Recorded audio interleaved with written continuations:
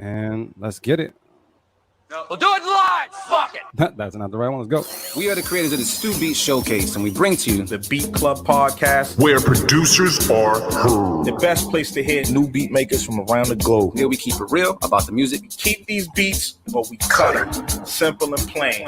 The help of our special guests and listeners worldwide. If you wish to join our Beat Club podcast community, follow us on Instagram and Twitter at Beat Club Podcast. And join our private producer group on Facebook by searching the Stu:*Beat Club.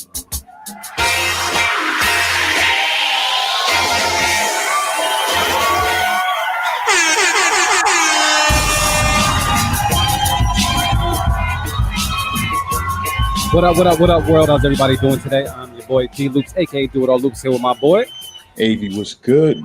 Popping, y'all. Motivate Mariners on the way as usual, man. We are the creators of the Stu Beat Showcase, and we bring to you the Beat Club podcast where producers are heard. On top of that, man, we want to give a big round of applause. We got a special guest in the room, man. Can we clap at it one time? J.Hatch is in the building. What up? Yeah. It's a beautiful Sunday out here, man. Matter of fact, it's super fucking hot. I'm just keep it real, but it's beautiful nonetheless, man. Hopefully it's good wherever you guys are at, and hopefully you're staying cool. AV, you got the AC bumping over there? Nah, I got a fan though. That's all I could do in this little room, man. I ain't got no room for AC. Hey, it is what it is, man. It's good to have fans. I got my shit on blast right now too. So it is what it is, man. J.Hatch, man, how you doing, bro? Wonderful, man. It's Sunday. We alive. We breathing. Things are good, man. Can't complain at all. Where you at right now? I'm in the BX, man. You know, Bronx. I'm also in a small room with a little fan, so my AC's bumping the rest of the house. But back here, they don't really get so much oscillation. You know what I mean? So we just out here, man. Yo, why is that the case? Like the whole crib got AC, but I'm the only one here with a fan right now. You know what I mean? So the office gets neglected. It's disrespectful, but I got to do better for myself. Yeah. So if you see anybody that's watching on YouTube and Facebook, if you see any of us sweating, just know we're not nervous or anything like that. It's just hot as hell where we're at. So, you know, man, it is what it is, man. But shout out to all the producers. Thank you guys for tuning in on Facebook and YouTube. AV, man, I also want to check in with you just to see what you've been up to, man. I mean, I know I seen you the other day, but what's new? What's popping? I've really been chilling, man. But I was just at Jay's event out at Surefire Creative Sessions, man. What was that? What'd you say? So what was that? You said creative sessions? Yeah. So basically what he does, he has a bunch of, producers and songwriters, artists come together and they just create. They create for like 10 hours, man. But I'm going to save the rest for him to tell you about it. She was real dope. Jay, man, can you elaborate on that? Yeah, no doubt. So for like the last year or so, year and a half maybe, started this new event/brand called Creative Sessions. It was formerly called Collab Labs, but I changed it to kind of fit into more of what I'm doing right now. So, what it is we vet anywhere between 15 to 30 creators, whether they be songwriters, producers. They come in, they press play, we pair them up into teams, and then when they're ready to cut hooks, we just put them in the room. And it's basically for, I've been in the game for a long time. I have people reaching out to me all the time who need beats, whether it be label, artists, managers, publishers, directly. And we've amassed over 1,200 records in the last year by doing these creative sessions in various cities. So since Boston and the Lowell area is not as on fire as the rest of the world when it comes to, the COVID situation, I decided to pull the trigger and do it. And all the creators were super happy because they were ready to get out of the house and be creative. We did everything super safe, masks, distancing, wipes, sanitizer, sprays, the whole nine. And it was dope, man, because I've always come up to Boston to do like, my standard events back in the day. Yeah. But I've never been like, hands-on with producers in the studio like that in Boston. And I mean, AV, you guys already know because you had this platform, but there's so much talent up there, bro. Like, so much talent. Even writers. I wasn't even aware of some of these cats, man. There were some serious writers. How did you select your writers, by the way? There's some trash writers out here, too. I'm just going to put it out there. We got some hot. trash writers everywhere. But it was more or less just referral-wise and a few people that I had just kind of on my radar. Because we normally do songwriting events, too, around the country. We did, and we had a pool like in some of the bigger cities. L.A., New York, Miami, Atlanta, Dallas even, Philly. But Boston, we just kind of really just had this producer community and not the songwriter side of things. So a lot of the producers were putting me on to different writers. You know what I'm saying? But it was a good turnout. We had some rap singing, kind of writers. Then we had some pop and R&B, and then we had some straight rap dudes. So it worked out. It was a good balance. We had a couple of really good records that I feel can go once the mixes are right. And do you have like a certain quota in mind when you do an event like that? Like, look, we're looking for we're leaving here with 50 beats and hooks today. Like, generally, if we do like a 25-person session, we have 3 rooms going and a lounge area, and the 3 rooms are rocking for at least 9 or 10 hours. We walk out of there with at least 35, 40 hooks. And plus, like I'm like Diddy, man. Going into each room, throw my little 2 cents in, drop this, verify that, lo-fi this. You know what I'm saying? Like high note here, low pass here. I know a little something about that. Nice. So but we also have a target in terms of who we're trying to shop for. So I let everybody know in advance. There's people like Cardi B or Meek or Wale, and there are people at 50. They'll reach out to me for records. And then I'll just take that mindset going here and say, okay, these are the people that we're targeting, but also I don't want to stunt your creativity by saying this is all we're looking for. Because if an idea is good, you know what I'm saying, we're going to run with it. So, luckily over the years, I've been able to place records with a lot of, major artists in film and TV. And this is kind of a way to kind of cut out a lot of the red tape and, deal with these people directly. We have a specific split that we do. There's some ownership in regards to me and what I bring to the table and how much my relationships are, how valuable they are. So it's a really fun time, and I appreciate AB was actually out there working with Rush Hour, and he shot the whole shit for me, got some real intimate interviews as well, and he captured exactly what this is all about. We're going to drop the video tomorrow on socials, so we're going to tag y'all. Y'all be able to see it, and hopefully you guys can share it as well. Yeah, we got to clap it up for AB, man. Putting in that work, bro. So I give him some pizza, some snacks, you know what I'm saying? He did his thing. Yeah, I get food, I'm good. We'll work for food. That's how I am. Nah, that is what it is, man. I was gonna ask you when it comes to like the hooks and such, like, okay, you got this number of beats and hooks that you got. Out of that, roughly how many do you tend to get placed? Like, is it a 50%? Well, the placement side of it is always a challenge because that's really about timing. There's so many variables involved. I would hope to at least get, if I did 30 hooks, I would hope to at least have 15 to 20% of those hooks, pass the test per se. You know what I'm saying? Because it's a quality test first and foremost. Yeah. And then I'll take those records and I'll send out batches and I'll go to sessions if I have to. And we've actually have about 12 different records on hold right now from major labels, and about 3 or 4 from film and TV agencies as well. For the last like 3 or 4 months since the pandemic started, because I had done some at the top of the year. And then all of a sudden, March came around and it was like everything had to be shut down. So we're kind of getting back into the swing of things now. I had one in Boston. I had 2 in New York last week. I have one in Chicago this Friday, Saturday. I'm going up there. Then I have 2 more in New York, and we're doing Boston again August 29th. So what do you even talk about maybe you guys coming up and doing like a live, podcast right from the sessions? It might be dope. You know what I'm saying? Let's do that. Your producers involved too. So we'll talk about that on a separate note. All right. That's dope, fam. That's dope.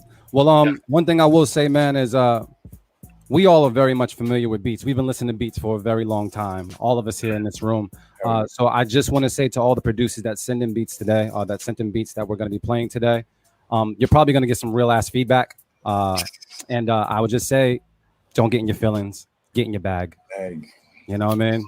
Just I hope you send fire today because we know what the fuck we're talking about. But question, does anybody have anything else that they want to say before we get into these beats?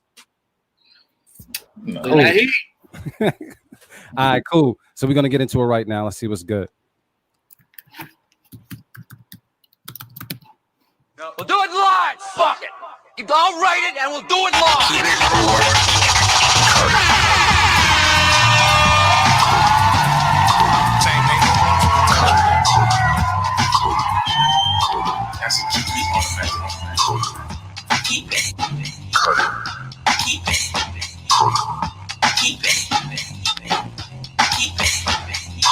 All right, so check it out. What we do each and every Sunday here at the Beat Club Podcast is we have a place called the beatclubpodcast.com where producers can go and upload as many fire beats as possible. That's right, as many fire beats as possible. We take some of these beats and we place them in a folder and play them for the first time ever on our show. We give our feedback along with our Beat Club Podcast community and decide if we're going to keep or cut these beats. And you can join the discussion right now by watching us on Facebook and YouTube Live and voicing your opinion. So just know it's completely raw. Put it out there. Let us know your feedback. If you just want to say keep it or cut it, add anything else extra, it is what it is. At the end of the day, it's constructive criticism, and we're just trying to make fire, more and more fire out of it. So artificial AV, bros, I'm working on this shit. It's like 2 weeks, right? Yeah, when you switch up your name, it's gonna take me like a month to get it right. I ain't switching my name. My name was always AV. You added that shit. You're right. AV. Who's first on the chopping block, bro? All right. So first up, we got Manny Beat Shy, and this is Life of Kings. All right. We'll take a listen right now on the B Club Podcast. Keep it or cut it. Let's get it. Let's go.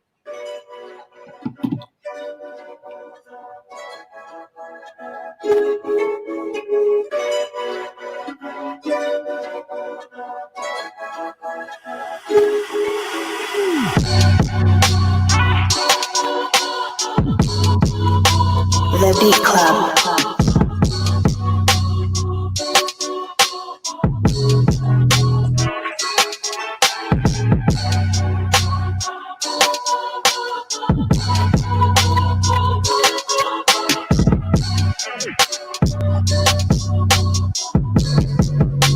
The Beat Club.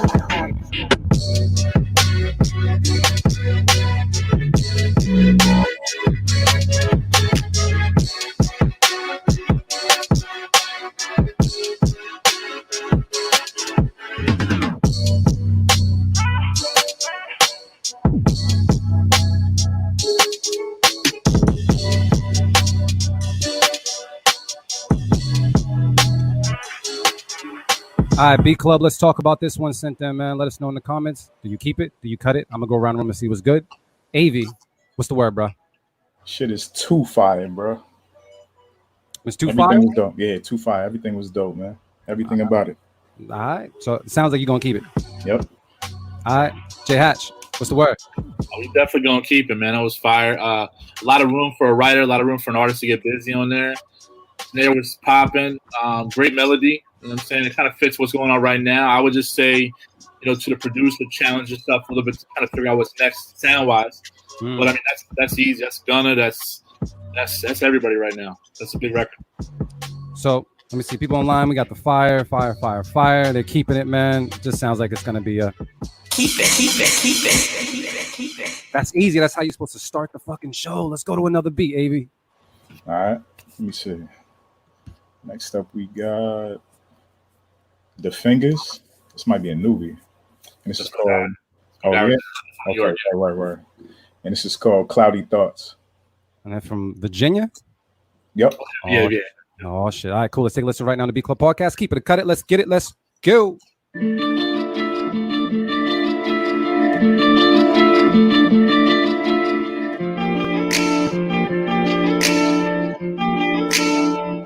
The fingers on the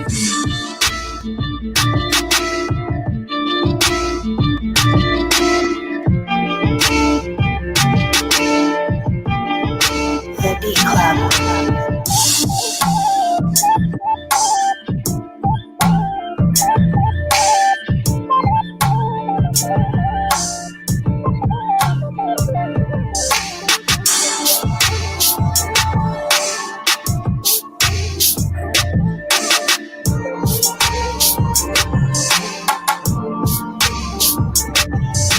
The Beat Club.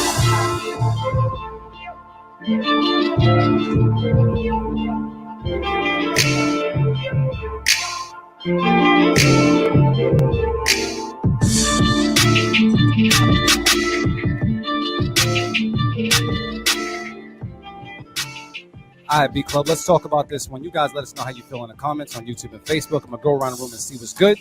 AV, man, what's the word on this one, bro?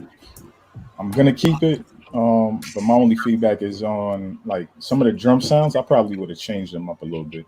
They just sounded a little stock to me, but the beat's still dope overall. So I'm gonna keep it still. All right, J.Hatch, what's the word? Yeah, no, I 100% agree. I think that this could have been some better drum sounds, and also maybe just a little bit of different sequencing going into the hook, because you need a little bit of a build up. The chord progressions were dope though, and the sound selections were dope. I really like that, almost like that finger snap, clap snare, whatever that is. That was the only part of the drum I really like. But it's fire, man. The fingers, I think he plays also too, like musicians. So I Yeah, wouldn't be surprised if some of that stuff was like live played too in there. yeah. I'd definitely keep it. All right, cool. So that's 2 keep it's. People online are saying keep. I'm kind of on the fence with this one. I thought it was cool. The percussion didn't really win me over too much. It was a vibe. I did like this part that's playing right now. I wish like that was like elevated a little bit more above the mix so I could hear a little bit more. But for the most part, it was cool. But if I'm on the fence, I'm gonna cut it. But you guys know if it's majority vote, it's Loops Island. It's gonna be kept anyways. Let that one slide by. That's 2 for 2, man. Let's get another one in there, bruh. Might be 3 for 3. Next up, we got Smart Boy Beats with Lies. All right, all the way from North Carolina. We're gonna take a listen to it right now on the Beat Club podcast. Keep it a cut it. Let's get it. Let's go.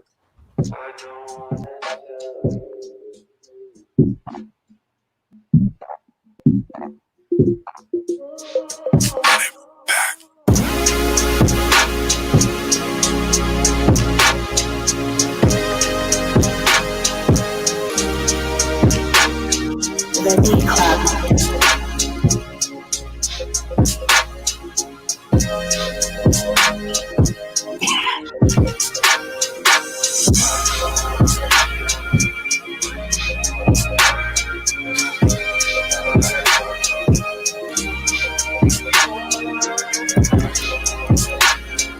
The Beat Club.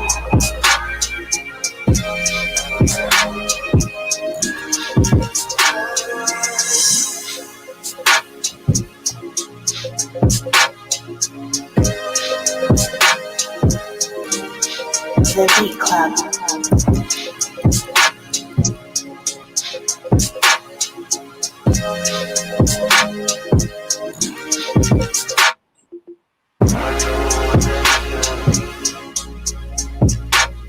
All right, Beat Club, let's talk about this one. You guys let us know how you feel in the comments. Would you keep it? Would you cut it? Avy, man, what's the word on this one, bro? I'm gonna keep this one too. This wasn't like my favorite Smart Boy beat, but I mean he executes all the time, so it's key. You nice today, bro. You real nice today. I'm gonna go to J.Hatch. J.Hatch, what's the word? Hey, it's heat. I mean, I've known Smart Boy Beats for probably like 8 years right now. He's fire. I agree too. I think the beat maybe isn't the best choice for beat wise, but again, I look at things from a creative standpoint. Melody, can a writer write to it? The melody was super strong to me. It was hypnotic. After a while, I just started kind of. The only thing that I would tell him is maybe just building up into the hook again and trying not to make it so linear because it was very like, it stayed kind of like it didn't have any peaks and waves. Not every song has to have that either, but I'm gonna keep it. I feel like that record would be special if somebody's writing on it or rapping on it right. Mm-hmm. Yeah, I agree with that as well. To echo that, I feel as though I probably would really love the track if I heard an artist on it. So there's enough room there for an artist to do their thing. I think because an artist is missing, it makes me a little more judgmental. I'm just like, and I like the word you use, linear, because that's how it felt. So that had me on the fence, but this is why I let my people talk first. So I'm going to keep it as well, man. Just going to throw it out there. Here we go. 3 for 3. Let's get it. J 3 for 3, and I got a drink. Big shot. What up? Technology. What up? See y'all, man.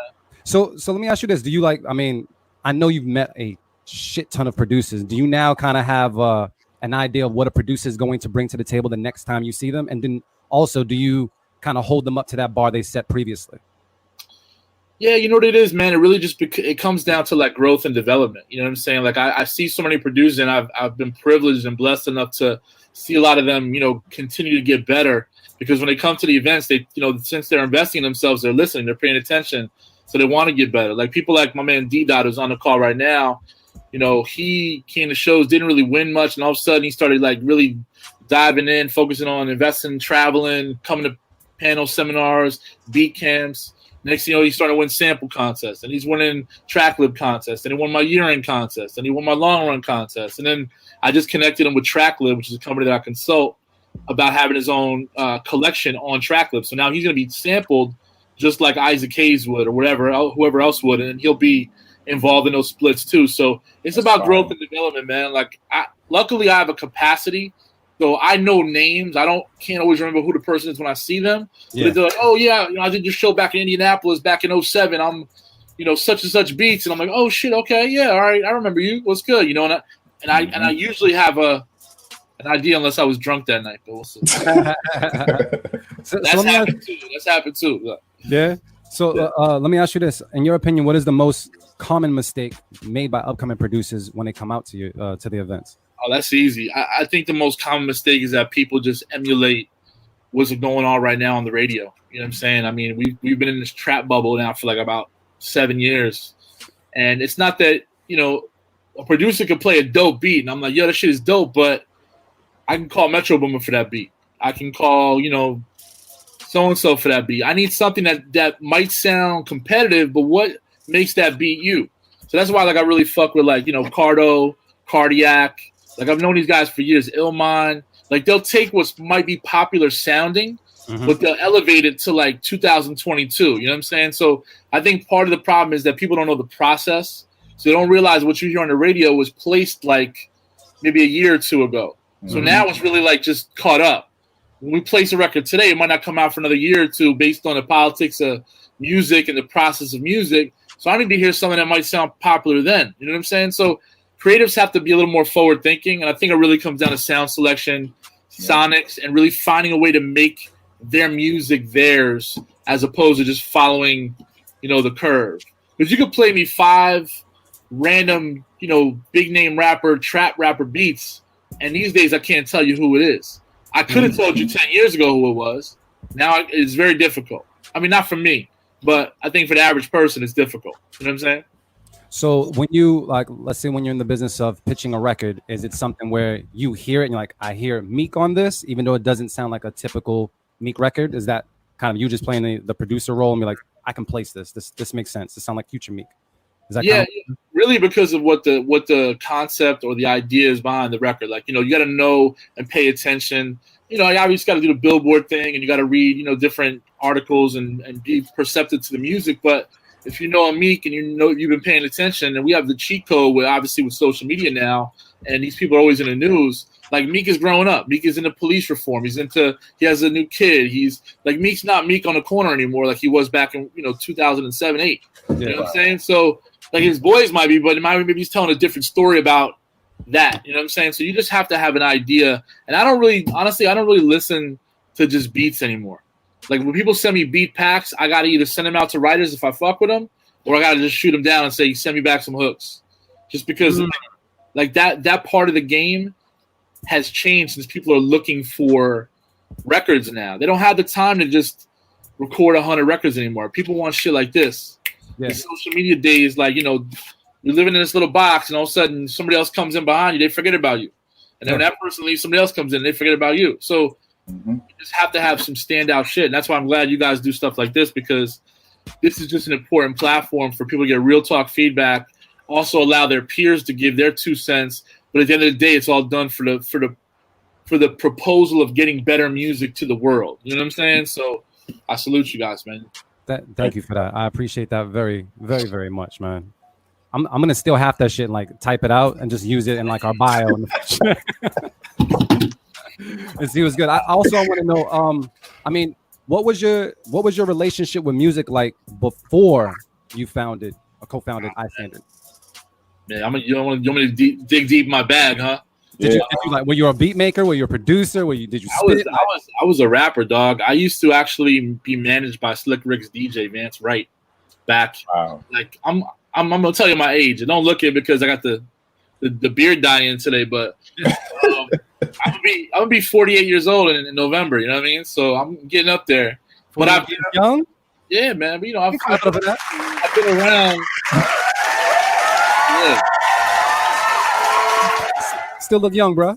Appreciate it, man. So, I used to run around with a lot of people back in the Nerd Shell days, like when hip hop was coming up, like P Rock, CL Smooth, Grand Puba, Sadat X. Like, I was in the studio with those guys. I was in ciphers with those guys. You know what I'm saying? So I showed up to my studio one day, and there was a pink slip on the door, and it said "closed till further notice." And this is like pre-social media, pre-cell phones, pre-everything. We're talking about like 25 years ago. You know what I mean? So I didn't have closure on that situation for almost 10 years. Couldn't contact my manager. He dipped to Atlanta, had a kid. I was forced to go back to work. I was working 3 jobs, but I had to get a full-time job. And then one day I just, I woke. I was working at Aeropostale, and I was managing like 18 stores, and I was making a shit ton of money. I was positioned very well within the company, but music always called me back. Like my friends that I was involved with prior were always like, "Yo, Hatch, man, like it's different now. Like we need more business people in the game than just people that create."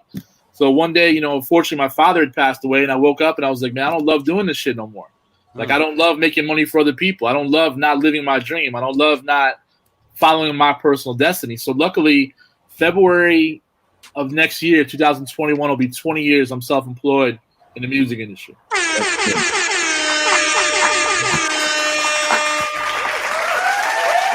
That's not a number everybody can say. Right. That's the short story. Now the plug is you can go buy my book, How I Left My Job, Made It in the Music Industry. It's on all platforms, Target, Barnes and Noble, Book Baby, etc. And it tells really the entire story of how I got to where I'm at and how Biggie ruined my rap career. And you got to read the book for that one. Wait. You said who? I can't give you that gem for free. Did you say Biggie? Biggie. Yeah. Got that shirt. Damn. Yeah, I mean, he didn't personally do it. It's an indirect situation that's gonna sound crazy when people read it. So, if you read the book, put it in the comments. If you read the book, and I'll tell the story. You gotta give me a couple of like highlights and let me know you actually read the story. Shit. Wait, let me ask you this. I mean, I've read stories of very successful people that just decided, you know what, I'm just gonna leave my job and just fucking take this leap of faith and make this shit happen. How scared were you when that happened? Because you just left the bag for the happiness. That's what it sounds like. And that's scary. Man, it's scary because there's no like real checklist for success when it comes to starting your own business, especially in the music industry. Like I had all these amazing, skill sets, and I was organized and I planned. I'm a great communicator. I'm able to like just be prepared and organized. I used to run all the major conferences and open all the higher volume stores for the company. Plus I managed 18 stores. And I would go hire regional managers. I would go hire store district managers. So they trusted me with a lot of those things. So I gained all these skill sets. And I said, how could I apply those into, making my own business? Mm-hmm. So little by little, I learned. I was naive at first. I spent a lot of money. I had a little stock option from the company when I left, and I learned really hard and quick how money and music and success don't equate in the music industry. It's really about relationships. It's about being a step or two ahead of the game. It's about realizing when you're absorbing things from you're observing other people and how they don't do business right. You have to then take those opportunities and figure out how to make them your strength. So that's why that's why I started doing showcases, because people would do these whack ass showcases. The sound sucked. The judges were never there. They didn't know when they were going on. They'd say so and so to be there. That person would never be there. So then I would, come in and be like, damn, like I could do this shit. I was doing this shit when I was working at the clothing company. I was putting on all the conferences. So you know what? I'm going to get these judges and they're going to come out because I'm going to treat them like royalty. I'm going to get the highest quality producers. I'm going to vet these producers. I'm just putting everybody on stage. Mm-hmm. It's not about $1. You know what I'm saying? And in our very first show at iStandard at the time, we had 400 people crammed in a little ass remote lounge on Bowery Street in New York. And I had Buck Wild, Lenny S, and Easy Mo B as my first 3 judges ever. And then I had a Rockweiler in the house, and I had fucking Fat Man Scoop in the house. Just relationships from the other guys that brought him in. I had Bonsu, who was the editor-in-chief of XXL at the time. And these people just looked at us like we just invented fire. Because there was only Dynamic Producer. And they were more about like, and also Speed Society. So at the time, it was very like more entertainment driven than it was about presentation and education. Mm-hmm. And we wanted to come in and give these kids an opportunity to take this skill that they were using in their basement or their room or their little studio and take it to a platform where they could be seen and heard by people that can hopefully eventually help them. And we've been blessed to have people like S1 and Cardiac and Buddha and Grands and Black Metaphor and Mechanics and all these guys that are now producing some of the biggest records on radio come through the iStandard movement and take a bit of what they learned and build relationships and just get better. You know what I'm saying? That's really what it's all about. Never wanted to build a platform where we took away anything from the culture. We just wanted to push it forward, and make sure that people understand it is a business. When you make a beat, that's your product. you know, and then how could you stand out from the masses of people that are doing the same thing? And you know, I don't know if you want me to keep rambling on, but I got this thing I talk about called the soda aisle. Whenever I do like my like motivational speaking and one-on-ones, it's like, you know, as creators, we can go into like you know, we're like on a soda aisle, right? So you go to like Walmart or Publix or Target, right? You got Pepsi on one side, right? You got Coke on the other. Those guys spend billions of dollars a year to be in that focal space in every store. You know, they'll be in your little ass bodega. They'll be in the biggest store in the world. They'll be at Disney World. They'll be, you know what I'm saying? Mm-hmm. So what about the other sodas on that aisle, right? Mm-hmm. You got RC Cola. You got Bodega Cola. You got flavored water cola. You got, you know, all these different things. First of all, how do they get there? Mm-hmm. And number two, how do you compete with Pepsi and Cola? Pepsi and Coke. Mm-hmm. So maybe one day AV says to me while we're in Boston, yo, Hatch, you should try this soda, bro. This is some new Boston shit. I'm telling you, you're going to fucking love it. And AV's my man. So I'm like, oh, yeah, fuck it. Let me try it out. Let me see what it's all about. Mm-hmm. Or I might just walk by and be like, yo, this design is crazy. Like, what is this? I'm going to fucking buy this can of soda. Or I might just be in a hurry and be like, yeah, let me go. That's who we are as creators.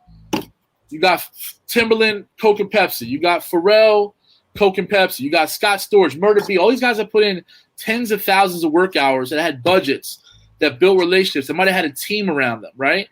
Everybody else is on this fucking soda aisle because they don't have that yet. But they're there, right? You're on the aisle. You have a chance. Now what are you going to do to work your ass off enough to eventually get close to a space where you could be in competition with the greats or mentioned with the greats or co-signed by more people? That's just something I always talk about, and I feel like that really relates to creators because we can be super successful by just being on the shelf, right? Mm-hmm. Your dependency on who you are, consistency, confidence, level of learning, level of just complicity with yourself about who you are and when you are that person, that can hopefully get you better. Because if you're somebody who's just happy with placing a couple records and you're like, all right, I'm cool, I'm good, I'm making a little living, that's cool. If you're happy in that space, stay in that space. But that might end someday. And when it does, what else the fuck you gonna do? Facts. So that's just my little three little cents. We're gonna throw this out there as well. The Beat Club. I didn't want to cut you off, bro. No, we need to hear that. Yo, so what we're gonna do? We gotta get back into some beats. Let's so do you it. see what happened? You see, we got like 3 in a row, then we got mad gems. So this is what happens. We gotta keep this shit going. He tried to throw us off so we can cut one, man. I already know this guy. I know what Luke's is all about, man. I see the question. Let's go. AV man, who's next, bro? Next up, we got Tony Chopper. With, the fucking name is A1. What? Love that shit. Tony Chopper. Such a trip. God damn, I cannot speak right now. This is why you read and I just do art. Because I can't pronounce that shit. I can't pronounce it either. I ain't even gonna hold you. Satirically speaking. You know what? Next time you make a beat and you title it 2 to 3 syllables, bro. That's 4 syllables. That's over what I'm capable of doing. But thank you for sending the beat. We're gonna take a listen to it right now on the Beat Club podcast. Keep it, cut it. Let's get it. Let's go. The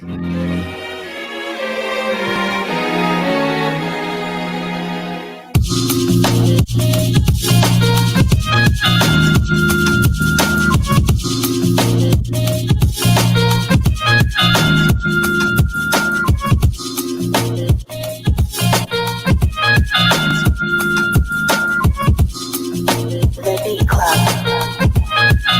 The Beat Club. The Beat Club. The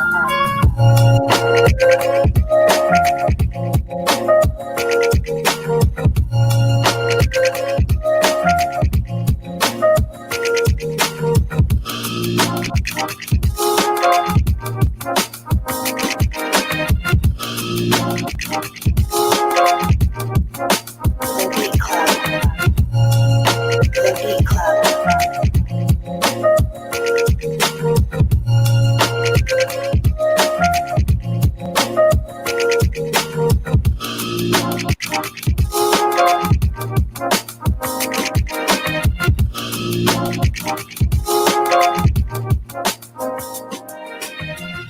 All right, Beat Club, let's talk about this one. You guys let us know how you feel in the comments on YouTube and Facebook. Would you keep it? Would you cut it? I'm going to go with an AV, man. What's the word, bro? Shit, I was vibing. that shit just took me somewhere. Easy keep it. My only feedback would be I don't know what sound that was clicking in the background. Just take that out. Perfect beat, bro. Take that shit out. Yo, that's so Benny the Butcher right there, bro. Like I can hear Griselda all over that because it's, sometimes you don't need all the dressing on it. You know what I'm saying? Like if like Av just said, it was a vibe for him. Like I would just, the minute I heard that horn come in, that little horn section sample. If that was a sample or not, I'm not sure. But that shit just I hear bars. I hear Benny just coming in. I hear Conway. With that high ass voice, I hear all that shit. You know what I'm saying? It's just, that's definitely a keeper for me, man. Only thing I would give, again, I definitely agree with AV, but I would say somewhere within those 8 bars, do some sort of drastic, like some sort of drop or something that just resets people's mind and come back to that. You know what I'm saying? Like, because after a while, people might get a little, that's a little repetitive if they're just listening to it. Come with something drastic, like maybe a triple drum, fucking whatever, something different. You know what I'm saying? But I fuck with it, man. It's definitely Griselda. Mm-hmm. I seen someone's comment. I'm gonna agree with Marcus, man. Definitely. Wait, was that the voice? Did you hear the yo? Yeah. Oh, that was you. Yeah, that's what I'm saying. It's fucking Griselda all day. Yo, I'm gonna say I love the jazziness of this song. I love it. I think that little addition, that little like top line or whatever, just did something for me. So I'm gonna keep it. Nothing bad to say about it. You guys already picked on the clicking noise and such. Yeah, fire, bro. So I'm still bopping my damn head. I didn't want to say too much because I was trying to listen to it more. But but you know what? Let's comment on something because we had a conversation before we started the live that J.Hatch is actually looking to give a slot away to something. Yep. Right? Can you elaborate on that just so the producers are aware?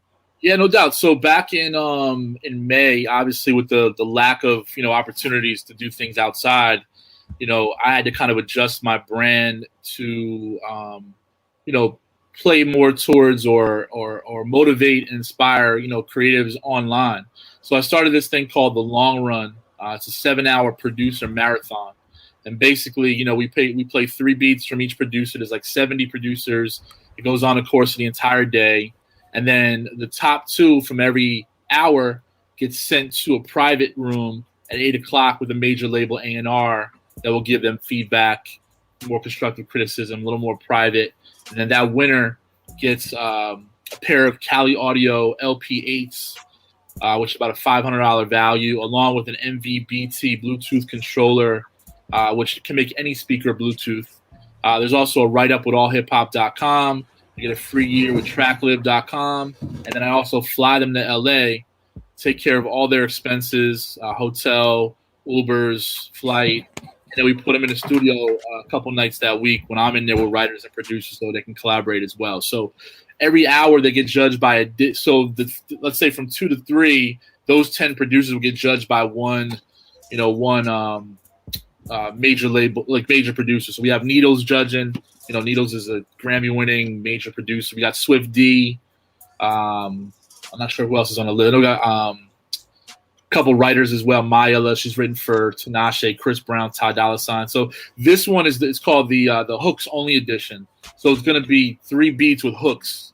So you can either be a writer or a producer that works with a writer or producer to make these hooks. So yeah, if you want more information about it, you can follow me at Mobile Status. All the information is on a couple of my last posts, and I'll be posting some more this week as well. The next one is August 29th.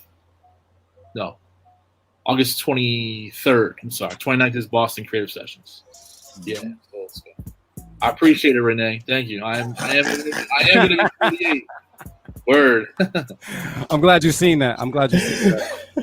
But if you do want to get down with the event, regardless if you're in the podcast or not, or part of the Keep It or Cut It, you can just email me at vlongrunevents@gmail.com. Send in one beat with a hook, and you'll hear from my A&R, and hope we can get you guys involved in the show.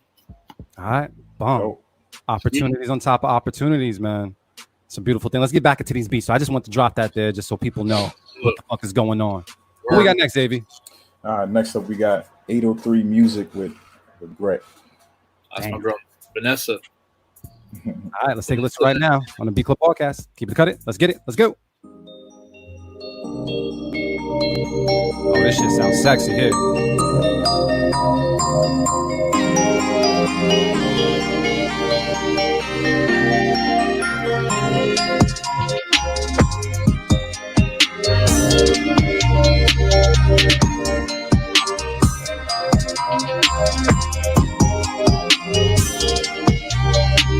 The Beat Club.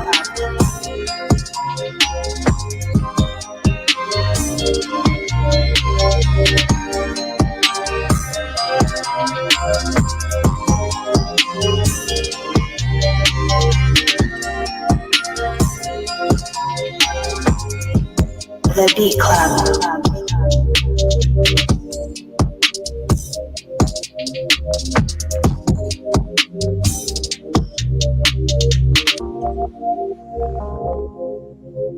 The Beat Club.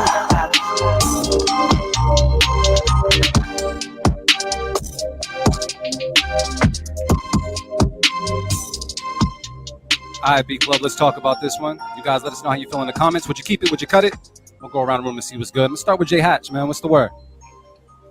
Man, got some fire on here today, man. Like, and some different fire too. Like, I know Vanessa and I know Brett from Atlanta. They do a lot of my creative sessions down there. I'm gonna keep it. Reason why is because, you know, what I was saying earlier about records being linear, but then not having that build up. These guys did that. They created like a nice hook pocket. The beat was catchy. I could definitely hear like an R&B artist, maybe a rapper on it too, just a feature on it. And it's a vibe, man. If you can keep my attention and keep my head bopping a little bit, man, I'm with it. So I'm going to say I'm going to keep it. I know as somebody who looks for records that's a record, not just a beat. So I'm going to keep it. All right. Avy, what's the word, bro? Easy keep. I don't really have any feedback for it, man. Easy. Well, I'm going to say this, man. I always keep beats if I belly roll. It is belly roll certified. We definitely got like 4 or 5 good belly rolls in. So we're just going to throw it out there. Keep it. Avy, man, let's wrap up this folder. Who we got next? This is a new person. Next up, we got Westover. Westerford, yeah. Westover? North Carolina. Yeah. Okay. And this is called Good Times. All right, we're going to take a listen right now on the B Club Podcast. Keep it or cut it. Let's get it. Let's go.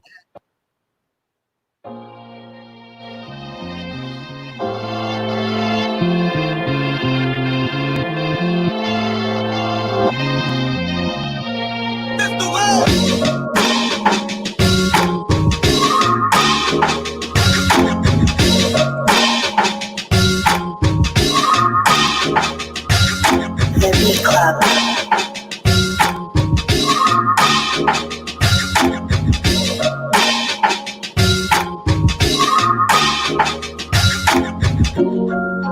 The Beat Club.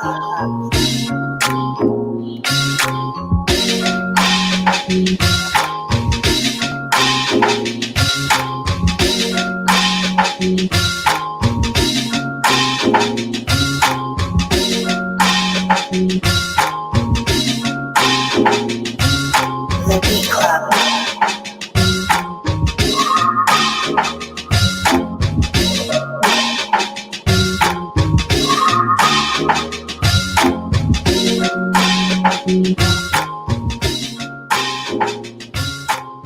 All right, B Club, let's talk about this one. You can tell us in the comments. Would you keep it? Would you cut it?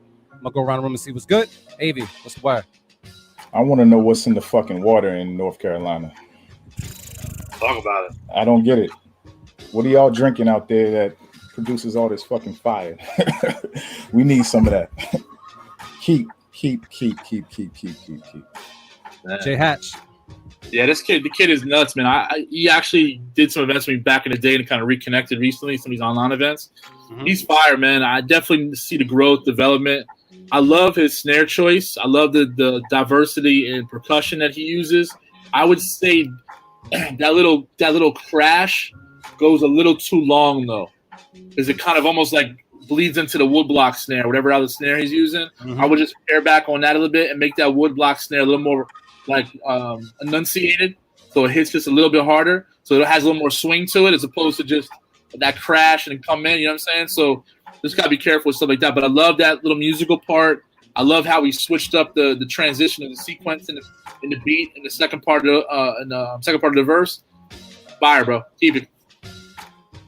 I'm just gonna say it was a vibe. I haven't stopped dancing.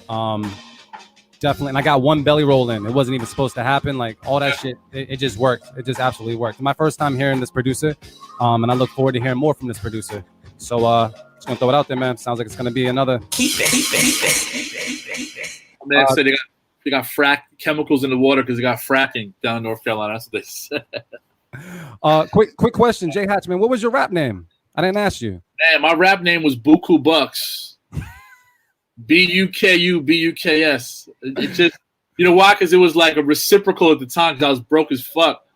And, back then sampling was super big. So J. Rue the Damager said something about I'm making Buku Bucks. So we took that little piece out and we used that as like my little tag intro when I would come out and perform and shit like that. So, yeah, man, good times, man. It feels like a fucking lifetime ago. And I still write. I don't write raps really, but I write books and I co-write with my writer a little bit. So, I'm just blessed to have the opportunity to work with some of the greatest, music makers of all time. You know what I'm saying? And not even knowing it and having like that front row view to, the early days of hip hop, man. It's a blessing, man. You don't have like a CD cover with you on like the money phone, like the Buku Bucks, like mixtape never dropped? I'm gonna tell you one thing, and I'm not gonna say anything else. There's a song online that I cannot get off the internet because I don't have the it's not in the Buku Bucks though. You got to look for it otherwise. But I have a song online that I still can't get off. If you can find that somehow, some way, I'll tell you the whole story. Not today, but it was just funny because back then like there was really not a lot of there wasn't anything really online. So there was like this one site, and you were able to upload some music to it and whatnot. And that's tried it out. You know what I'm saying? Now I can't get it down because I don't have that email anymore, and they won't let me take it down. I'm like, bro, it's still me. 20 years later, look, I need to put the same jersey on, same hat on backwards, same baggy ass jeans. Like I'm looking like fucking crisscrossing this bitch with my clothes on right though. Oh shit! Well, I just want to put this out there for everybody that doesn't know. AV also used to rap as well. Okay. AV rapped a couple, but I heard one song. I've never heard it again. But AV had like 9 bodies on the record. Bodied like 9 people on the record. He was definitely a gangster on the record. So I'm glad you changed and turned things around, AV, man. Let me clap up AV. That's crazy. No more gangsters. Man. Good shit, AV, for turning your life around, bro. You got some good beats, though. I'll tell you that. You was playing some beats the other day at the event. You got some fire. Yo, I'm gonna say with J.Hatch on it. AV be sleeping on himself. And this goes to all the producers out there fucking sleeping on yourself. Stop sleeping on yourself because he's fire. And I say this. If you're fire and you're sleeping on yourself, surround yourself with people that know you're fire and gonna push you further because he's fire. AV's sitting on beats, bro. And he's like, I might need an artist on him or whatever. He might need to come to your event and get a hook or something on it because he's got some West Coast fire, fam. But we'll get to work on that for sure. Let's see what's good. But let's get another beat in there, man. I feel like J.Hatch has got like we got like 6 in a row. I think 3 weeks ago we went like 10 in a row. Okay. I don't. We might break a record. I'll put it out there. Boulder 2, AV. What's popping? I think you're on mute, bro. I can't hear you. Yeah, I am. Shit. Next up, we got Algorithm C. What's this called? I think it's French Lavender. Oh, that's some sexy shit. All right, cool. Gonna take a listen right now to Beat Club Podcast. Keep it, cut it. Let's get it. Let's go. Algorithm C.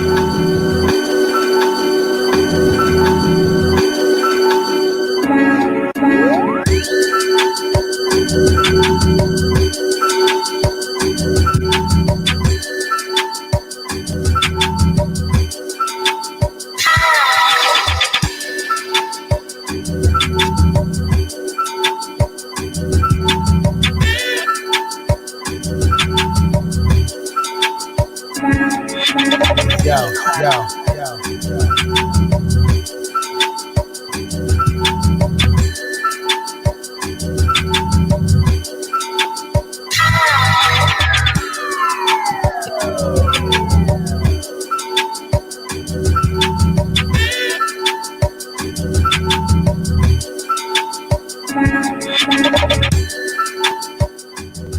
All right, B Club, let's talk about this one. Let us know how you feel in the comments. Would you keep it? Would you cut it?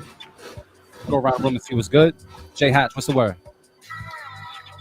Now, see, there's a difference between that record and the jazzy record we heard before. A lot of the stuff that was playing just now on Algorithm C's record was very random. and not specifically placed properly to me. It was definitely a vibe, but I feel like sound selection wise, like that snare was not hitting. The melody was kind of interrupted in places by those random sounds. And unfortunately for me, this one, I'm going to have to cut. All right. Avi, what's the word? I agree with RC, man. I wish them drums hit harder because I mean, I don't know if Algorithm C works with artists like that. I think he's more of just like a beat tape producer. I could be mistaken, excuse me, but he likes to experiment. This shit was a good vibe, but them drums, man, I gotta feel the shit in my gut when I'm hearing some shit. If I don't make the stank face, then I don't know, man. There was obviously no belly rolls on that one. Definitely not. Definitely no belly rolls. So that's a cut it, bro. That's a cut it for me, but still a good vibe though. Like something about it I like. Yeah, you know what I'm saying. I mean, I'm not the bass police. I'm not good with bass police, but I felt as though whatever bass that was present, I felt like it could have been lifted a little bit more in the mix. I could have felt a little bit more. It was low. I think I still can't. I feel like I need more bass. If the drums ain't knocking, I need more bass. I need more low end. And because I didn't get that kind of took it from me. I'm all about like, I definitely am into like the random sounds as well, but the bass needed to be that glue. And I'm not digging the way the bass is playing right now. So I'm going to cut it. And honestly, too, just the mix alone, you know what I'm saying? Yeah. Like, I think sometimes it's really about like I'll tell people every day, like a good beat with a bad mix will lose to a bad beat with a good mix any given day. It's just something about the way a record hits. It just kind of provokes an emotion within you. That shit don't hit, those snares don't slap. It could be a dope beat, could be a dope melody, just won't do anything for you. You know what I mean? Did I just set us up, man? We had 6 in a row, but I don't think this one is making it, bro. It's all your fault, Loops. Yeah, wow. It's definitely not. It's not a keeper for me. Cut it. That cut it hit different. It's all good. That cut it hit different. Damn, man. AV, man, let's just redeem ourselves before we go into the next question. I'm not even going to do that to J.Hatch. We got to make sure that we can't segue. I'm part of the problem. I'm the one who said cut it too. Don't. It's all good. It's cool. It's cool. We're not the problem. That producer sending that beat was the problem. Wow. We got to send more fire. All I'm going to say, don't get in your feelings, get in your bag. It was still a vibe, but you stopped the street, bro. We got a high bar now. I mean, the first 6 beats were crazy fire, man. So anything lower than that, you know what I'm saying? AV, man, where's the fire? Are we skipping over people? Nah. I like this name. Next up, we got Anna How to Beat Speaker, and this is called Boom Chakra Laka. My G, I love it. All right, cool. Let's take a listen to it right now on the B Club Podcast. Keep it a cut. Let's get it. Let's go.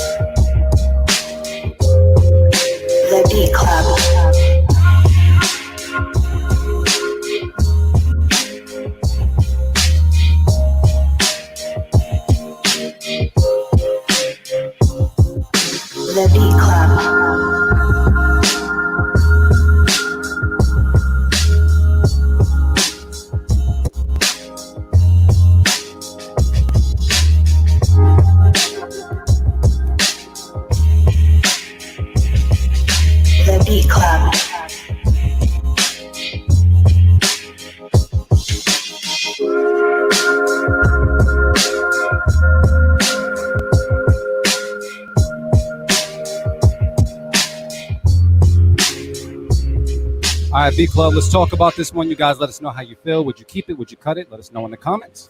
Go around the room and see what's good. AV, man, what's the word with this one? I'm going to cut this one because I'm going to be the bass police, man. I think it was like maybe the 8th note that was played in that bass line was off. Damn, you I feel like, yeah, I was. I was counting on my fingers. But overall, the melody was dope, though. I like the melody and like aura of the beat, but bass line's off, so can't keep it. All right. J.Hatch, what's the word? Unfortunately, I'm gonna have to cut it too. Only reason why is I just felt like it wasn't like it didn't like. I mean, it definitely was a head nodder, but there was no like no emotion involved for me. It was just kind of like more like a loop. You know what I'm saying? Like if there would have been some changes somewhere or a dynamic drop or something to reset my ears, like when you listen to a beat like that for so long, it kind of gets a little repetitive, I feel. But I love the snare. I think that would be an amazing record for like film and TV, you know, like a behind like, you know, some sort of scene or something like, and producers don't sleep on film and TV. There's more money in that right now than there is in fucking rappers. So if you got friends or you know anybody in that licensing space, go mess with them. Make sure you go to LinkedIn and set up in a real account. That's where those people live. Want to get licensing placements? Go on LinkedIn. Trust me when I tell you that.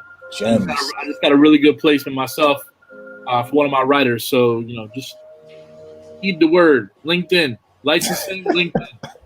But I'm gonna have to cut that one. But I love the drums though. Drums are strong.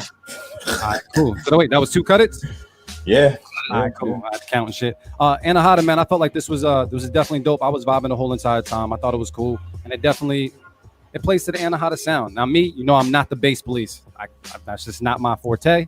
So I was rocking, man. So based off of who you are, the music you make, and how I was rocking, I'm gonna keep it. But you already know they cut it. Mm-hmm. I could be wrong, but it sounded like it was off. It was just that one note. Will J.Hatch adopt me? Serious right there. Yeah, I don't know. That's a different type of question. Not sure how to respond, but yeah, cool. I look for the kids right now. Appreciate it though. Have you ever tried to make a beat before?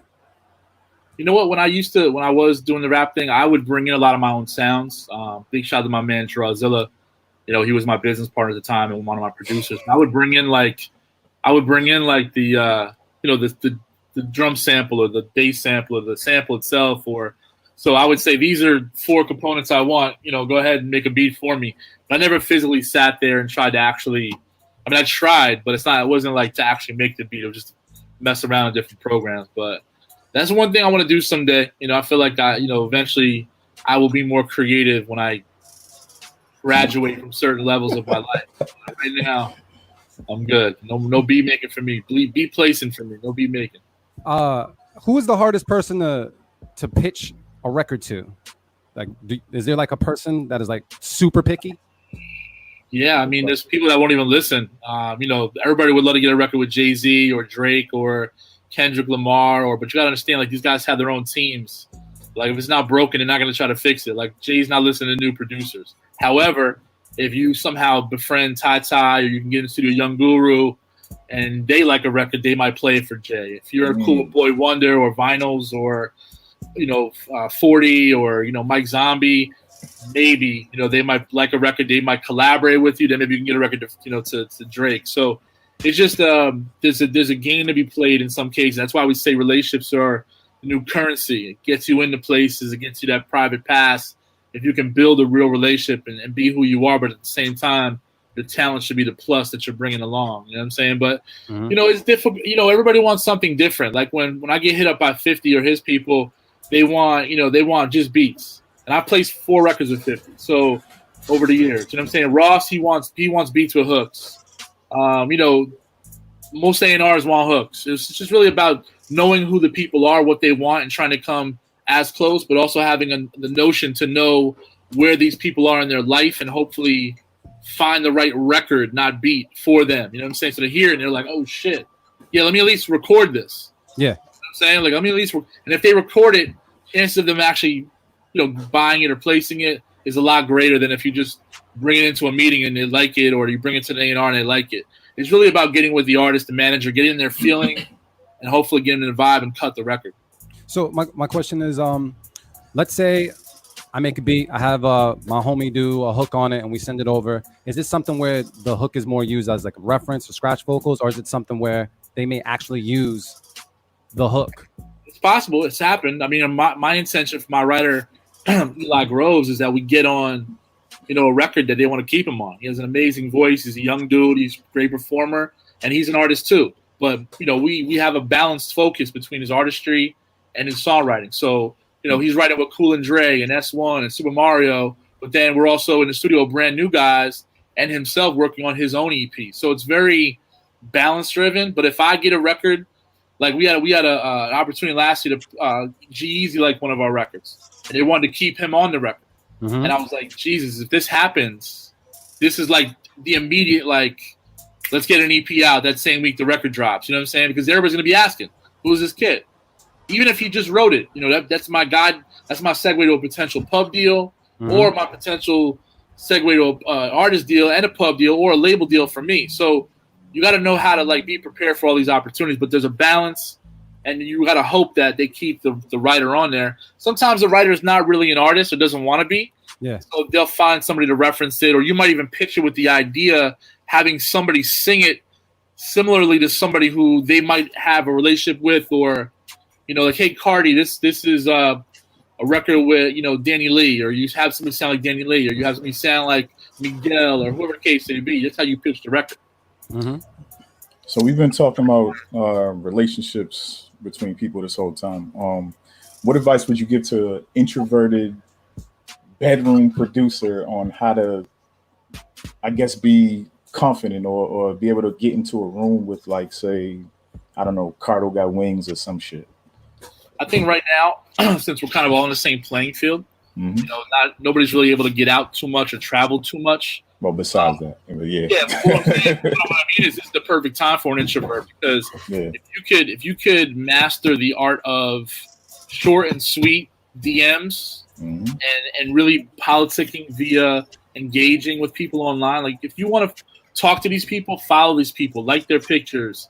Don't be stalkish about it, but, you know, shoot a comment out. Yo, that joint you did with Currency was crazy, bro. It's like motivated me. And then you like them, and then you know, eventually they might follow you. They might see that you're cool. They might listen to your beat one day and be like, yo, that shit was pretty fire on your page. Can you send me some drum sounds or whatever? So anything can happen. I think now is the time for introverts specifically who don't really like to be out and about talking face to face. They just have to master the art of the short and sweet email and DM.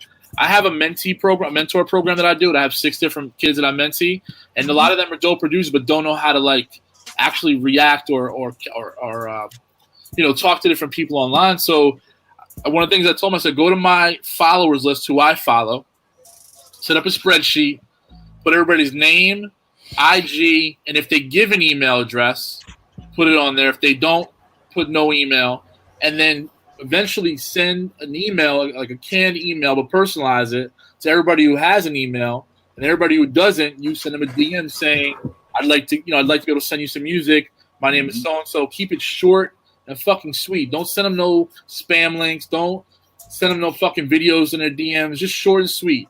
Then make sure you follow up 7 to 10 days later. All these things are, man, people think they're impossible, but I could tell you so many times, even me, young, like, coming up in the game, I just got out of my own way and said, you know what, fuck it. I'm going to reach out to somebody. Luckily, I'm a little more extroverted, if that's the word. I talk to people. I network with people. I know how to, you know, interact with people. But eventually there comes a time where somebody's at a level that maybe you can't get to.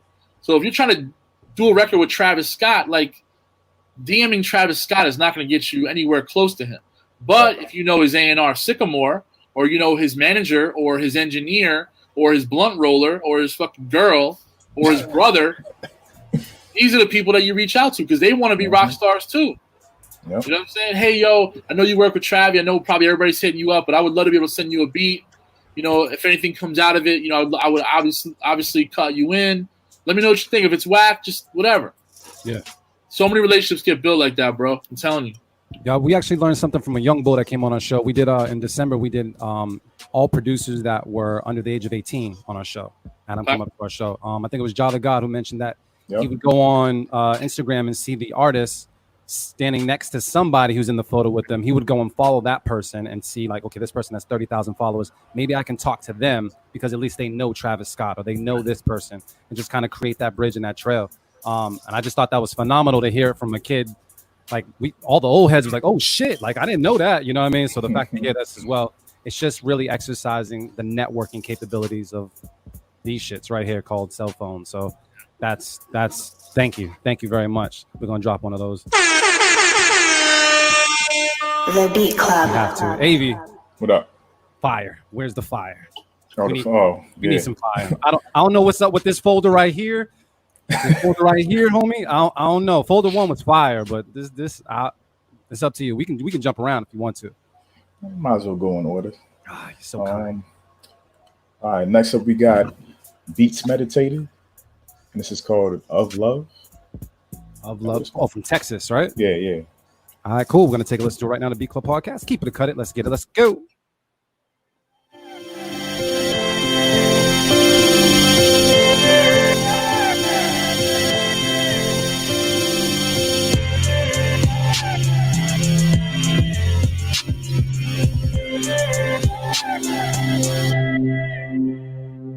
The Beat Club.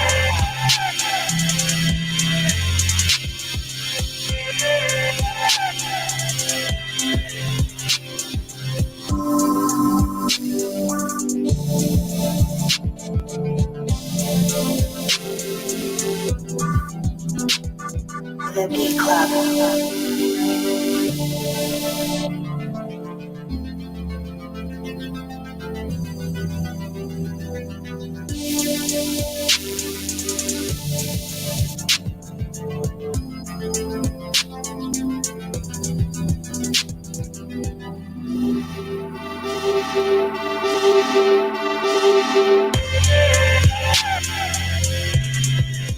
All right, Beat Club. Let's talk about this one. You guys let us know how you feel in the comments. Would you keep it? Would you cut it? I'm gonna go around the room and see what's good. Av, what's popping? He said it sounded like some Adventure Time shit. Oh man.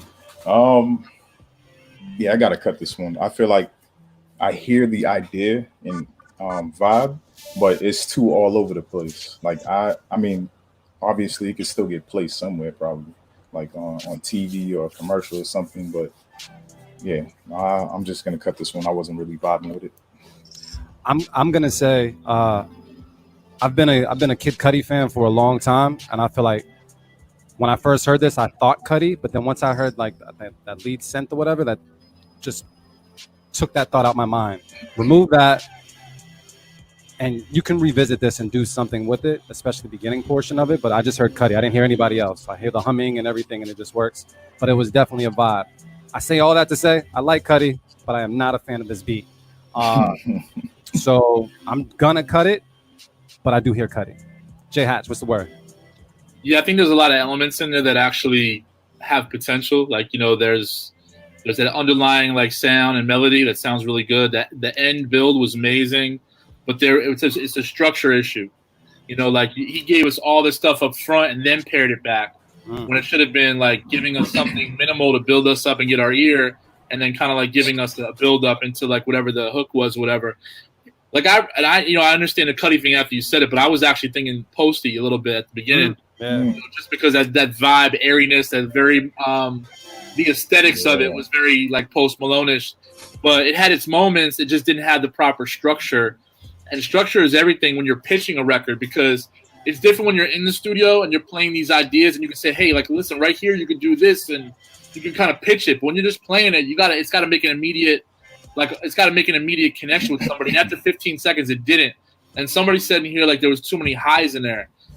There was all highs. Like he came in super hot. So I gotta cut it, but I definitely think structured the right way, layered the right way, built the right way, that could be a record that a pop artist / urban pop artist can be, that can make a bigger record into. It also needed just some more changes and builds where you could actually, okay, this is the hook, this is the melody, this is the bridge, this is the drop, you know what I'm saying? And a lot of that stuff wasn't even included in there. So we're gonna throw it out there. Cut it. Damn. Cut it's hit different. Cut it's fucking hit different. Went from 6 in a row to 3 in a row now. It's all bad. It's all bad. J-Hatch, I have a question. Based off of all the information that you know now, what information would you provide yourself or give yourself to excel to the little person or the younger you before they got into the industry? What gem would you have passed down to your younger self based off the information you have now? I would probably tell myself not to spend as much money as I did. You know, because there's a perceived notion that you know it takes money to make money in this music industry, which in some cases is correct, but spending that money on the right thing, I think, is probably a better way to say it, because I used to literally, like, every showcase, every event I would go. Anytime I left my house to go somewhere musically, I bought a new outfit. I bought new sneakers. I bought the dopest throwback jersey. I bought, this is going back years. I'm spending like $200 to $300 every time I leave the fucking house. Buku bucks, baby. Yeah, then we're going to the club. We're going to an event. I wasn't popping bottles, but I was buying drinks for everybody, and I was trying to be like, at the time, somebody who I wasn't, because I thought that's who I had to be that somebody. You know what I'm saying? So I would say probably just investing my money a little bit differently, and also understanding how important bartering is. I learned as I tailed out of having all that money, I started realizing the power in relationships. I was spending like $2,500 to get a contract drawn up. You know what I'm saying? Meanwhile, my attorney that I eventually ended up working with, this guy Bob Celestin, who currently was representing XXXTentacion and Pop Smoke, all these unfortunate artists that just passed away. He's one of my mentors, and he always taught me, he was like, listen, if you could bring value to me, he's like, I can bring value to you. And it doesn't make a difference who you are, how big your name is, as long as your value equals up to something that I can bring, let's do it. So he had these artists, and he was like, yo, I need them to be in every show. I need them to be on every blog. I need them to be on every mixtape. And I said, okay, I need some management contracts drawn up. I need some advice. I need some meetings. It was good. Yeah. So we literally sat there, drew up a little one-sheeter, bullet points. I'm going to do this. You're going to do this. And we didn't charge each other $1. So I get these kids on 100 mixtapes. I'm putting them in, allhiphop.com, hiphop100.com. They're doing all my shows. I'm getting them on radio shows. Meanwhile, he's getting me in meetings that I couldn't get at the time by myself. My name, I wasn't there, but he believed enough in me, and he saw enough in me that I would represent him properly if he did send me up with. And I have relationships to this day because of that. And I saved 20 to 50 grand by dealing with him over those situations. And then I would also bring him business. You know what I'm saying? I'd bring him clients. So then he might, bring me a client. You know what I'm saying? So it worked out good. And then now more than ever, I feel like you don't have to spend as much money as you needed to back then to be successful. You could download a fucking Make a Beat app on your phone. You could download a vocal plugin. You could make a beat, rap to the beat, sing to the beat, upload the DistroKid, put it on your SoundCloud, your YouTube, get it on all DSPs. All this shit could happen in a fucking hour for free. When you had to spend 10 grand in the back of the day to buy a board for mixing. You know what I'm saying? Those days are gone. So it's just, man, buku bucks, man. It was a fun time. I want to get your opinion on this as well. So being that there's just I want to say a substantial amount of platforms that producers can take advantage of, what are some that you recommend when it comes to a producer or a beat maker that just wants to get in the game, like a BeatStars, or like what platforms would you put out there or recommend to someone that wants to know what should I do? I mean, honestly, BeatStars right now, I mean, I've known Abe for since before they started BeatStars. I've seen their elevation and what they're doing right now with the distribution, the licensing, the publishing, how much money they've paid out. Like, these guys are about to change the game. And honestly, I don't know if you know, but I left my own company, iStandard, back in March. It was my company. I gave my business partner my half. I just felt like I needed a change. I needed, but that's kind of where we were going, or we wanted to go. Abe just had an amazing team. He's also, I believe, a developer and a coder. So he kind of already had his vision of what he wanted. And I really give it up to those guys because they're exactly where they need to be to develop the next level of talent to do amazing things. Now, on my end, I always look at platforms that allow the creator to be themselves, but also allow them to have some sort of learning experience or benefit that could take them from where they are and give them a step up because of their consistency, how hard they work. Like, there's got to be some sort of can't just everybody get on a platform and everybody's successful. Right. There's got to be work. There's got to be some sort of something that gives you the ability to grow and develop into your own brand. And I think BeatStars is probably the first real platform that has allowed producers across the board to do so.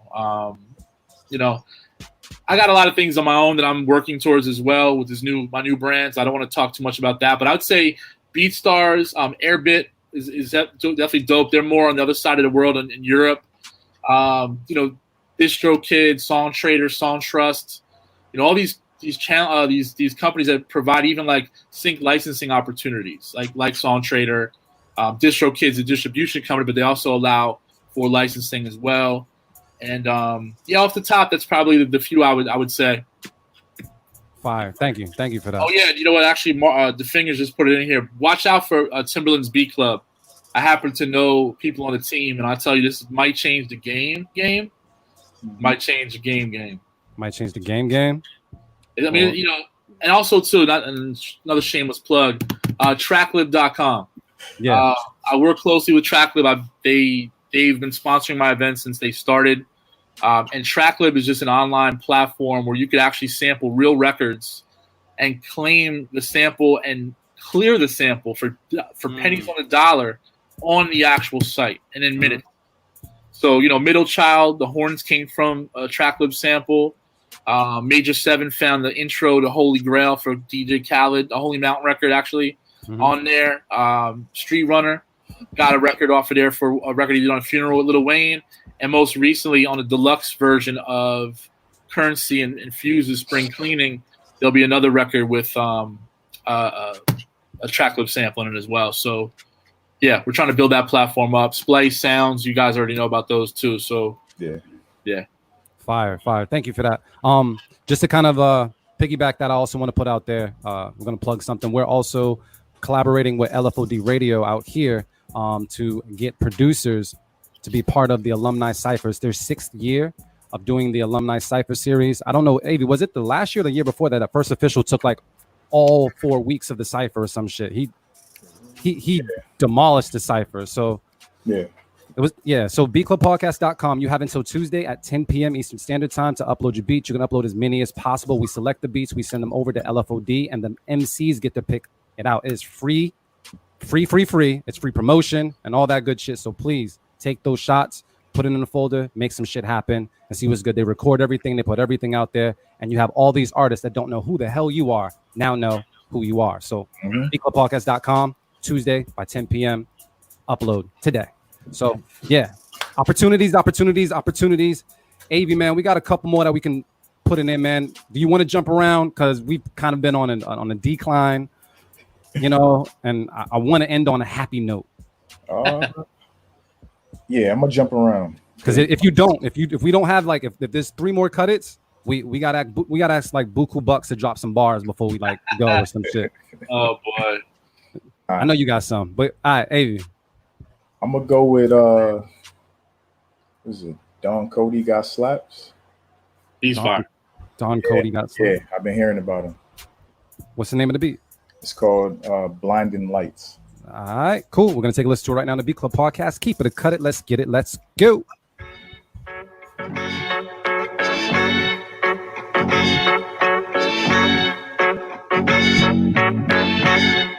The Beat Club.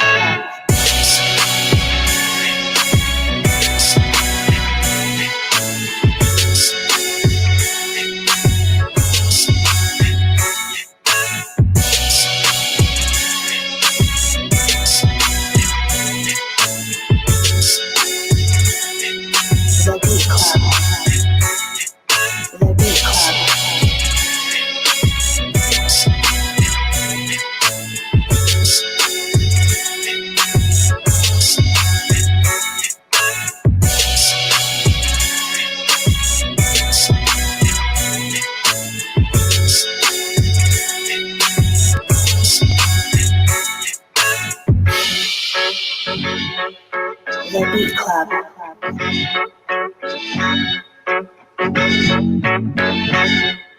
The Beat Club. All right, Beat Club, let's talk about this one. You guys let us know how you feel in the comments. Would you keep it? Would you cut it? Go around the room and see what's good. J.Hatch, what's the word? Man, I saw AV had the stink face on. I already knew what he was gonna say. So listen, man, that was fire. I like Don Cody because he's very like theatrical in how he produces records. Like there's layers, he gives you that knock. He gives you new sounds. The sample choices are always good.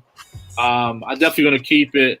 I would just say like any producers that produce those kind of records where they're very like sample driven and very like epic in size, is just to know where to find the pocket for the artist. Because it's great to make all these beats. Like, it's great to, oh shit, that beat is crazy. It slaps. It's hard as fuck.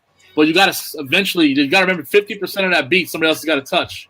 You know what I'm saying? Like, you can't make 100% of the record. You got to make your side of the record, let an artist come in and complete that record. That's why it's called a record. You know what I'm saying? It's two people on it. It's you as a writer, rapper, / whatever, and it's an artist. Might be more than two people, but when you're the producer, you can't make more than 50% of the record. It's just it's not possible. You're gonna keep that? Okay. AV, man, stink face. I mean, you keeping it? Yeah. You already know. Any feedback? Nah. All right, that's what it is. People are throwing the fires, the keeps.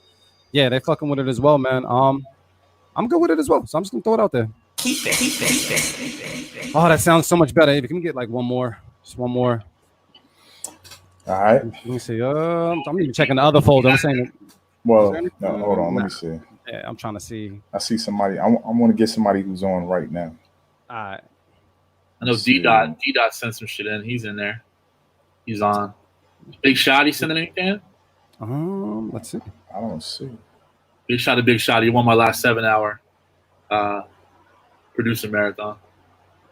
Detroit in the building. Yeah, I don't see anything from them. We would have to like download it or something. We can go with the one out the like any of them out the folder. I do see PJ Cats in the folder. I mean, on live right now. So let's give him some feedback. This is called. Maybe I'll adopt him after I hear his beats. Is that folder 3 or folder 2? That's folder 2. Folder right? 2. Yeah. I see.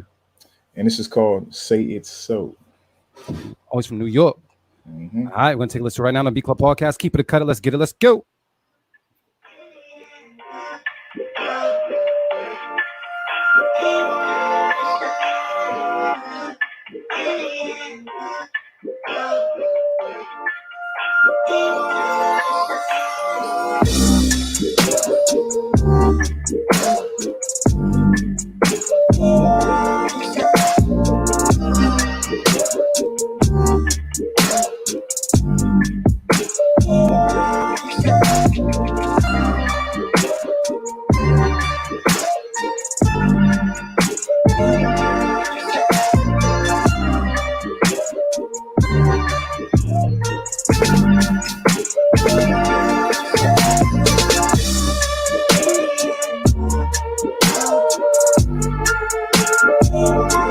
The Beat Club.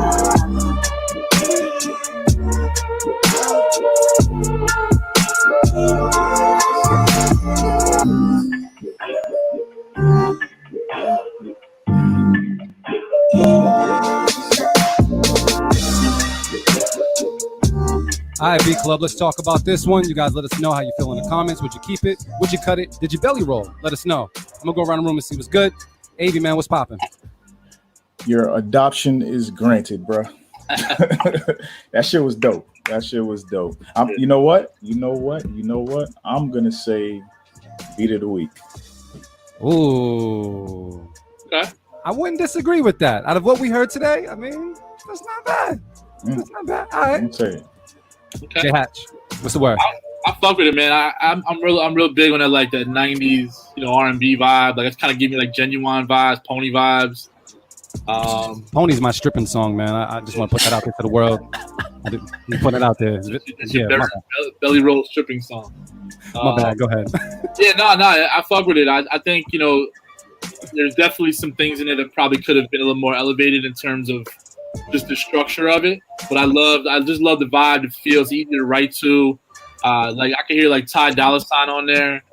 I hear like somebody who does those kind of throwback vibes. Chris Brown, maybe. Sure, I fuck with it.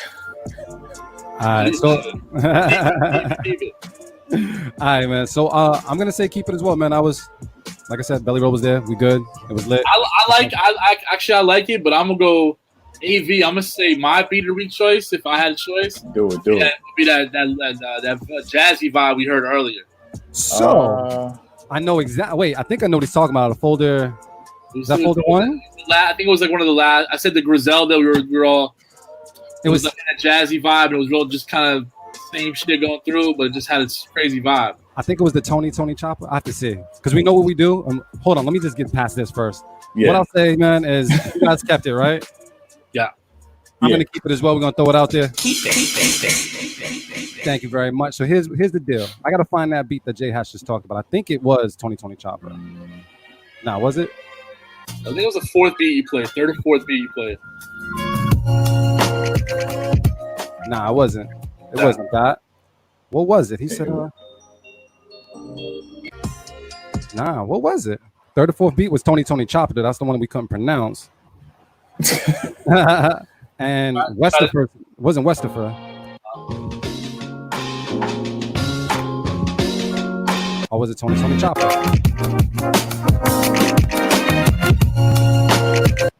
Don't sound like any of those, right? That one? That wasn't it? That was it? Let's play.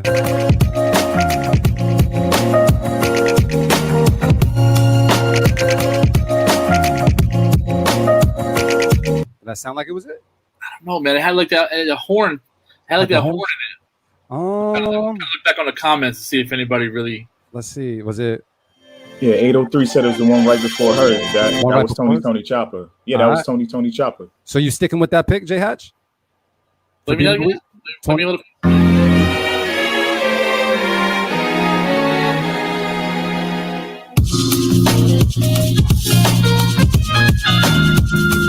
Yeah, You sticking with that?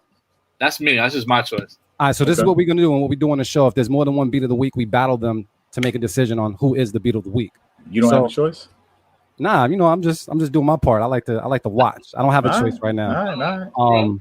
So this is what we're gonna do, man. So J.Hatch picked beat of the week, and AV picked beat of the week. So it's only right that we battle the two and decide which one is actually beat of the week. So we're gonna start off with J.Hatch's pick first, and this was Tony Chopper from New Hampshire. With said we can't pronounce it, bruh. But yeah, we're gonna take a listen to it right now. Let's get it. Let's go. To look this shit up.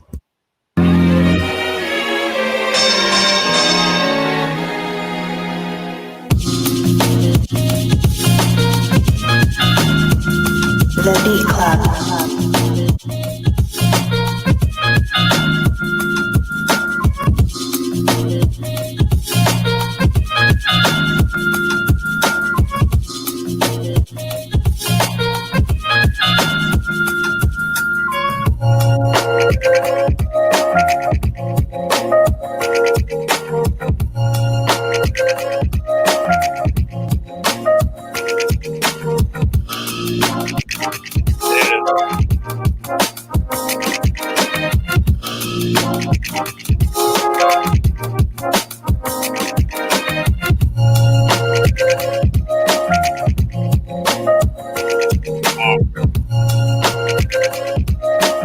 And we're gonna battle that with AV's pick, which was from New York, right? PJ Katz.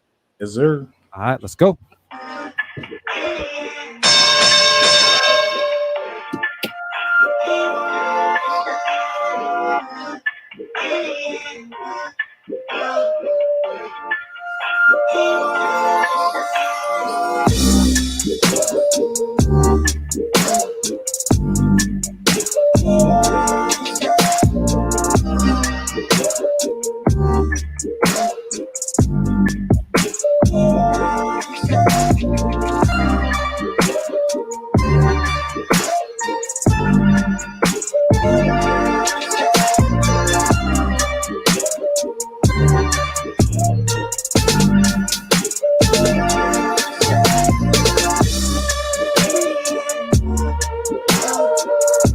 The Beat Club.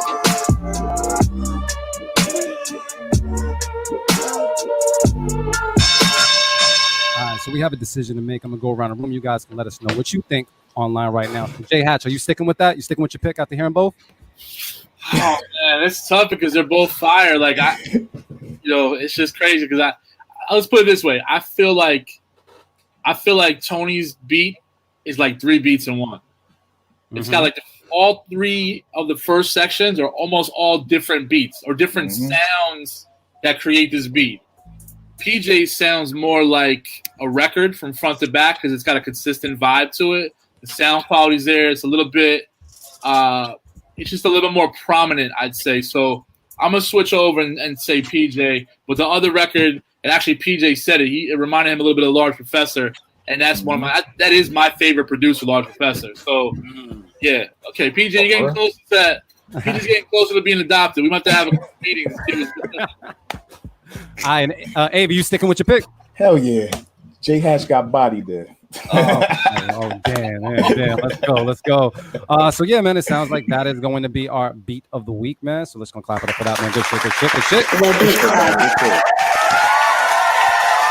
So that means we'll actually be battling your beat on First Sunday, which is our next show, where we're going to take all our beat of the weeks from this month and battle them to see who we're going to give a free sound pack. So thank you for that. You know what we're going to do is J.Hatch, is there anything else that you want to say to the people? Just kind of wrap up the show. Any like drop your social network, anything they need to look out for, plug the book again. Just do your thing while I pull up this beat of the week. Yeah, definitely, man. First of all, I appreciate you guys for having me, man. I've been knowing about you guys for a while, and it's good to be invited to the platform to hear some new people and hear some other people get better at what they do too. And what you guys do, I applaud. Y'all been doing your thing for a while, and it's great to see people consistently working better and harder. Man, I just got a lot going on, man. Just all I would say is just follow me at Mogul Status on all my platforms, and just keep an eye out for the different events I have coming up. The online ones, the ones that we'll be doing the creative sessions. Like I said, we're dropping the video tomorrow that AV shot. So you'll be able to see kind of like a little view of what we do in the creative sessions. You can find my book, How I Left My Job and Made It in the Music Industry, on all major retailers, Target, Barnes & Nobles, Book Baby, etc., etc. And yeah, man, I'm also looking for some new female writers. So if anybody's got somebody they think is super dope that I don't know about already, hit me via DM and let me know who you're working with and what they sound like. Will do. All right. AV, man, anything else that you want to say, bro? Nah, this shit was dope. Thank you for bringing your crowd to us, man. So we're going to do the same when you come back here. I don't know if you got some time. I'm just throw this out here right now. Like a little bit after, let's talk on the stream. Yeah, we'll kick everybody out. Yeah. But yeah, this shit's dope, man. I love doing this podcast. Loops, thank you, Marion. You on a fucking beach somewhere, and I'm in a hot ass room. With a fan. I hate you. Thank y'all for tuning in, listening. Follow us, man. Follow me individually, Loops individually. Follow the Brand Beat Club podcast, the Stu Showcase. We got some shit coming for y'all soon. Yo, Loops, I just figured it out. AV looks like he's sitting in the walk-in to a what? It's Sunday, man. Like, you know, like when you walk into like a church, there's that little like intro area. Yeah. Look at the back of the seats over here. Look at the look. The dude. The window looks like shit. You got like an organ to the left of him. Like, come on, man. Right here? Yeah, this is the organ right here. So I guess I'll just say this, man. I want to thank everybody for watching us on Facebook and YouTube. I say if you're on YouTube, please hit the subscribe button, because we just do this for the culture, and we just need all the subscribers that fuck with us, fuck with the culture, to continue to fuck with the culture. So make sure you hit the subscribe button on YouTube. If you're on Facebook, hit the like button. Also hit the share button on the video. If your beat got played today, share it. And I just had a conversation with another producer about this. You got played today. There is no reason why you don't take this YouTube footage, take the clip of your beat, and put it on your Instagram account or further promote yourself. This is free content right here that you did not have to create. So please maximize your efforts by just moving it forward and doing something else with it. So I look forward to all of us being on your social network very, very soon. So shout out to all the producers that set fire today. On top of that, now I've never met J.Hatch before, but I want to say it was an absolute pleasure to meet you, bro. And honestly, we've been out here. We did something called the Stu Showcase out here for quite some time. And it was always those things where people were like, are you guys like iStandard? And we're like, nah, iStandard has their own thing. The Stu has their own thing. But honestly, with all those brands in place, they did something for the culture. And I just want to say thank you for contributing to the culture, not stripping the culture, but adding to the culture, and just being a dope fucking individual in the process. Because we always know that the music industry can definitely change who the fuck you are if you're not like strong and sound, my dude. So thank you so much. And on top of that, thank you for the gems. And we definitely look forward to August 29th in Boston, right? 29th, yes. Boom. Yep. And then last but not least, LFOD, Beat Club Podcast. Deadline is Tuesday. Upload your beats. MP3s or waves are accepted this time. Upload those beats. Upload as many as possible, and you could get heard. So thank you guys very, very much. And because I can say it on the radio, I'm going to say it right now. Shit. We out.